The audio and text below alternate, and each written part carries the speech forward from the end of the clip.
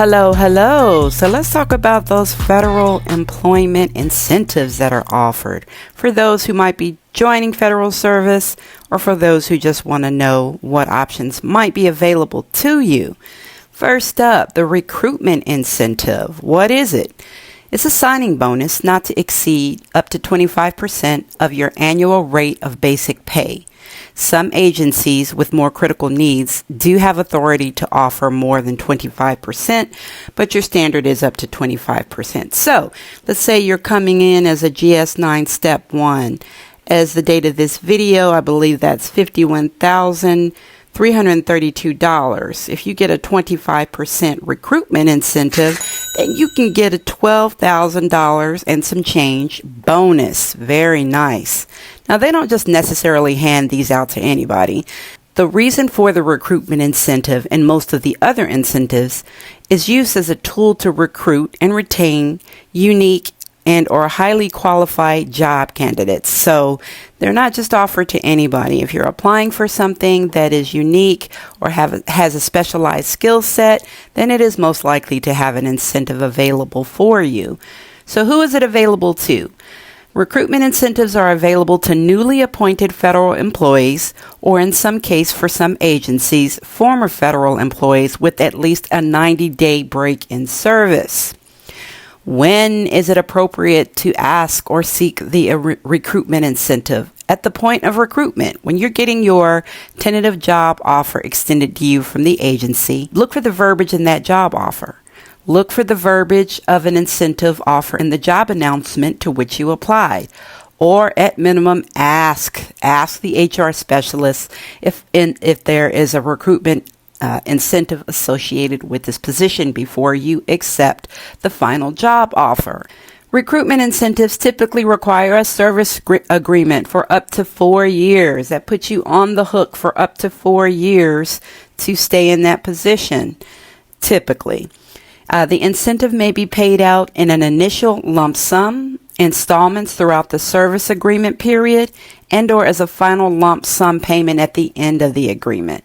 Recruitment incentives are typically funded by the agency and at the agency's discretion. The cons of recruitment incentives are the eligibility restrictions, as I mentioned earlier, and also, again, as I mentioned, if you break that service agreement, you're likely to receive a debt letter and will be on the hook for that money that you were given. Next up, the Relocation Incentive. What is it? It's a signing bonus, again, not to exceed 25% of the annual rate of basic pay. And again, some agencies who have a higher critical need for a position may be authorized to offer more. Who gets it? I don't know. I simply don't know. You can speculate, but Current federal employees who must relocate to accept a position in a different geographic area, usually 50 plus miles away from where you reside, meaning you need to move because the job is 50 plus miles away from your home address where you're commuting from. When is this offered? Again, at the time of recruitment. Look for it in the job announcement. Look for it in the tentative job offer and or ask the HR specialist who is recruiting you. Again, this requires a service agreement of up to 4 years. And again, the incentive may be paid out in an initial lump sum, installments throughout the service period, and or as a final lump sum at the end of the service agreement. And it's a tool used to recruit highly qualified job candidates and or existing staff. The thing I don't like about this, never mind. The cons of relocation incentives, the eligibility restrictions mentioned, and that break in service, which will put you on the hook for repaying that incentive. Next up, the retention incentive. What is it? It's an incentive, again, not to exceed 25% of the annual rate of basic pay. And again, some agencies have granted authority to offer higher depending upon their critical need. This is for current federal employees, could be an individual or a group, likely to leave federal service by resignation and or retirement. When is it authorized? When is it used? at pre-resignation or retirement point. That means just before you have an employee who's about to quit or retire, and they have highly and unique skills, and the agency wants to hold on to them for another year. I'm out. You can't leave. You watch me. Deuces. This incentive typically requires a 1-year service agreement just to retain those skills for a little bit longer. And again, the incentive may be paid out in an initial lump sum or installments throughout that service agreement. Again, this is at the agency's discretion and funded by the agency. It's a tool used to retain unique and highly qualified existing staff. We don't want them to go away. You can't leave. These, again, are used to retain people, not just because you're mad and you're threatening to leave. You have to have a unique skill set that is very invaluable to the agency. Next up, superior qualifications, aka superior quals. This is also known as an advance and higher for some agencies. What is it? Basically, agencies may set a rate of pay above the minimum rate of GS grade and step due to the individual's, the candidate's superior qualifications and or special needs of the agency. So let's go back to that GS 9 step 1. You get the job offer. They offer you the $51,000 and you're like, wait a minute, I got mad skills. Can we negotiate me coming at a higher step on the GS 9 grade? If you have the skills to pay the bills, then ask for it. Who is it applicable to? Newly appointed federal employees and or former federal employees with at least a 90-day break in service. And when? At the time of recruitment. Ask. This is typically not advertised in job announcements, but if you apply for something, especially it's a critical need and you have unique skills on top of that critical need, ask the HR specialist for a negotiation for superior quals and or advance and hire to skip to a higher step to get you more pay. And again, this is at the agency's discretion. To make this, they'll look at their budget and they'll look at your skills, and then of course it'll be evaluated all the way up to the top of the echelon leadership chain to give you your higher step. Why is this tool offered? Again, it's a tool used to recruit and retain highly qualified job candidates. The cons of superior quals or the eligibility restrictions, and basically you just may not get the higher step that you're desiring, but at minimum, ask. Next up, we have the Public Service Loan Forgiveness, PSLF. Now, this one is managed by the Department of Education. And what it is, it's a federal program that forgives the remaining balance on federal direct loans after 120 qualifying monthly payments. There is no limit to how much can be forgiven by PSLF. The program forgives the remaining balance of your federal student debt after 10 years of service, which doesn't have to be consecutive, and 120 payments to your federal student loans. The type of degree that you obtain does not matter, and you can even qualify if you didn't graduate towards that degree. Who is this available to? Public servants, federal, state, local, or tribal positions. This requires an annual submission of employment certification, typically through your HR department. Payments must be made under a qualifying repayment plan while working full-time for a qualifying employer. This program was designed to encourage individuals to enter and continue working in public service positions. Next, Student Loan Repayment Program. Oh, I've been waiting for this. Oh boy, I've been waiting for this. What is this?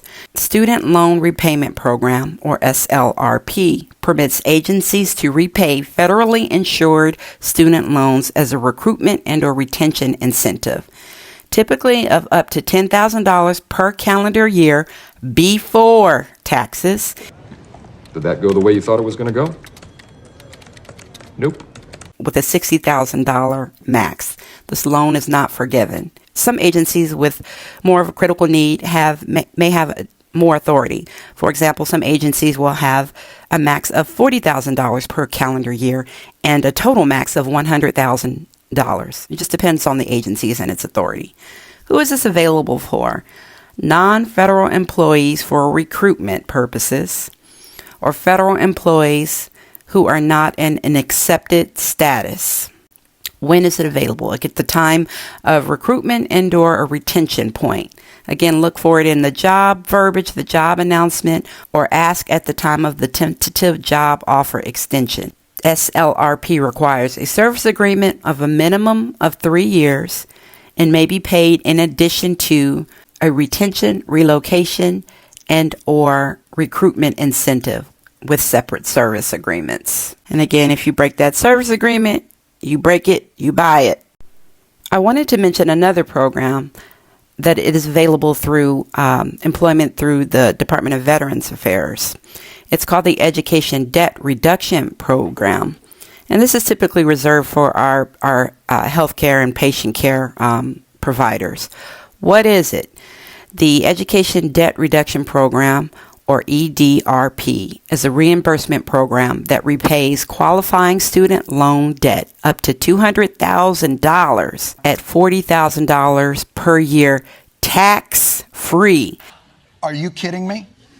Now, this is only for Title 38 and hybrid Title 38 patient care positions, and they have to be identified as being very difficult to recruit and retain by agency care facilities. These positions must typically require or perform 51% plus of patient care with a clinical care education requirement. So all you nurses, physician assistants, and other in hybrid Title 38 healthcare positions, check out the VA. When is this appropriate to look for? At the recruitment point. Look in the job announcement. It must be advertised in the job announcement in order for it to be offered. The service period for being awarded into this program is up to 5 years. And again, it's at the agency discretion as the agency determines its critical need of patient care positions of which they may use this tool. 2 honorable mentions to incentivize you. Take a look at a position in a higher paying geographic location to maximize your pay. I will drop a link in the description where you can kind of look at the locality map of pay across the United States. And the last mention is to consider looking for this verbiage in job searches, or if you've applied for something and you've got a tentative job offer in your hand. Did it say salary displayed is based on the special salary rate pay scale and pay will be adjusted based upon grade selection? That typically means that the job associated with this announcement, it is on a special salary rate. I will link in the description a list of the OPM special salary rates where you can search positions who have had a special salary rate, which is typically above the GS rate specifically set for these positions. So just think of it as you're in a job group that has its own individual special salary rate, which is higher than what everybody else is getting paid in that field, typically. And that's it. Those are just a few pay flexibilities afforded in federal employment, some incentives offered for your consideration and general information. I hope you enjoyed this video, and please like and subscribe, and I hope you have a wonderful and blessed day.